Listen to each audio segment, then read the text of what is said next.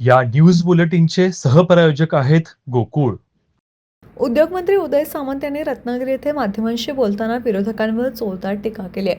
संजय राऊत यांच्या प्रश्नांमध्ये कोणतेही तथ्य नसते. आम्ही नेहमी विधायक मुद्द्यांवर बोलतो. विरोधक म्हणून त्यांनी अजून 25 वर्षे बोलत राहावे असा टोला त्यांनी लगावला.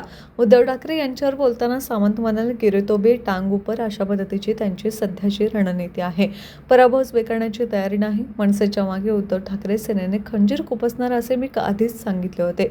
त्याचाच परिणाम कल्याण डोंबिवलीत दिसत आहे. ही फक्त सुरुवात आहे. हरायचे आणि जिंकल्याचे सांगायचे ही कुठली पद्धत आहे याचा सवालही त्यांनी उपस्थित केला. राज ठाकरे यांच्या वक्तव्यावर प्रतिक्रिया देताना सामंत म्हणाले की ते कुठल्या संदर्भात बोलले याची माहिती घेऊनच भाष्य केले जाईल. काँग्रेस नेते वडेट्टीवार यांच्यावर टीका करताना त्यांनी सांगितले की सनसनाटी बातम्या द्यायच्या असतील तर असंबद्ध बोलणे आवश्यक असते आणि अशा बातम्यांमध्ये वडेट्टीवार अग्रेसर आहेत.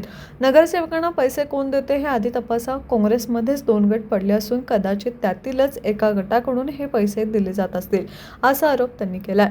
सोलापूर जिल्हा परिषदेत 2 शिवसेना एकत्र आल्याच्या चर्चेबाबत मला माहिती नाही. माहिती घेऊ. असे होणे शक्य नाही असे मला वाटते असं सामंत म्हणाले. दोन्ही राष्ट्रवादींबाबत माहिती देतील तेव्हा विचार करू. हा विचार अंतर्गत प्रश्न आहे. काँग्रेसवर टीका करताना त्यांनी सांगितले की काँग्रेस 90 निवडणुका हरली आहे. हरलेल्यांना मोठे करण्याची गरज नाही. भारतात निवडणुका असताना राहुल गांधी प्रदेशात असतात, त्यामुळे काँग्रेसकडे गांभीर्याने पाहण्याची आवश्यकता नाही. महानगरपालिका व गट नोंदणी संदर्भात मुख्यमंत्री आणि उपमुख्यमंत्री एकनाथ शिंदे यांच्यात चर्चा होईल.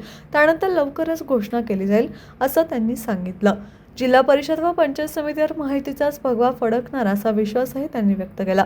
उपनगराध्यक्ष धमकी प्रकरणी सामंत म्हणाले की सर्व नगरसेवकांशी बोलून काय झाले याचा अभ्यास केला जाईल. दोन्ही बाजू ऐकून घेतल्या जातील. अधिकारी दोषी आढळल्यास त्यांची बदली आणि त्यांच्यावर कारवाई निश्चित केली जाईल. टीव्ही नेक्स्ट साठी रत्नागिरीहून समीर खलफे.